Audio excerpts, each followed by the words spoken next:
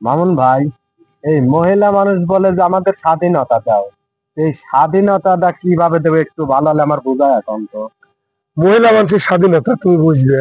হ্যাঁ। তোমার আমি মহিলা মানুষের স্বাধীনতার বিষয়ে একটা গল্প করি। ধরো, এক পানা পুকুরে একটা কচ্ছপ বাস করত। এই কচ্ছপটি থাকতো, আর ওই পানা পুকুরের পাশে ছিল একটা গাছ। ওই গাছে আবার ছিল একটা সিলের বাসা। হ্যাঁ। ওই সিলের বাসায় সিল থাকতো। এই সিলের ওই কচ্ছপের প্রতি ছিল লোভ। হ্যাঁ। কিন্তু ভাই, ওই কচ্ছপ তো ওই শক্তর ভিতর খায়, সিল তো আর কচ্ছপ খাইতে পারে না। হ্যাঁ। হ্যাঁ। তো ওই সিল একদিন যায় কচ্ছপের করছে যে, কচ্ছপ ভাই, তুমি এত সুন্দর তুল তুলে নরম তোমার শরীর, তুমি কি এই এই শক্ত খোলসের মধ্যে বন্দি?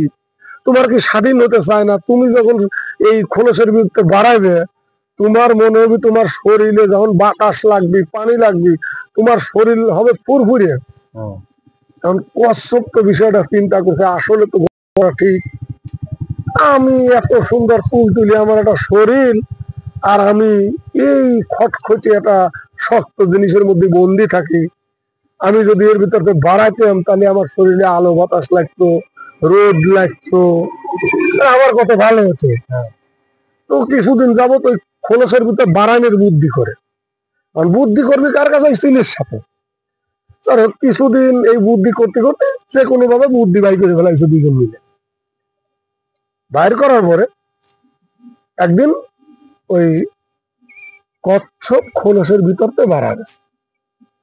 এখন যেই কচ্ছপ খোলসের ভিতরতে বাড়াইছে, সিল দিয়ে খাবাদি কচ্ছপ ধরে ফেলাইছে খাওয়ার জন্য। হে সিল ভাই, সিল ভাই, তুমি আমাকে ধরলে কে? তুমি আমার বন্ধু। আমি তোমার বন্ধু, আমি তোমার এখন খাবো। তুমি একদিন ছিলে হলে খোলসের ভিতরে শক্ত জিনিসে, এখন এর ভিতরে বাড়ান তোমার খাবো বলে ওর ধারালো নখ দিয়ে কচ্ছপের বুকে বিধিয়ে দিছে। তারপরে ওই ধারালো ঠোঁট দিয়ে কচ্ছপকে চিড়ে চিড়ে খাচ্ছে। তখন কচ্ছপ চিন্তা করছে, আরে আমি কি ভুলটাই করলাম। আসলে আমার স্বাধীনতা তো আমার এই খোলসের ভিতরেই ছিল, কারণ আমার সৃষ্টিকর্তা আমাকে সৃষ্টি করছেই ওইভাবে। সৃষ্টিকর্তা যেভাবে সৃষ্টি করে মানুষের স্বাধীনতা, বা প্রত্যেকটা জীব জানোয়ারের স্বাধীনতা কিন্তু ওইভাবে। তেমনি মহিলা মানুষকে সৃষ্টিকর্তা সৃষ্টি করছে, পুরুষ এবং মহিলা দুইজনকে। এর মধ্যে পুরুষকে এই ইসলাম ধর্ম বা ম্যাক্সিমাম ধর্ম পুরুষকে নারীর উপর আধিপত্য দিছে।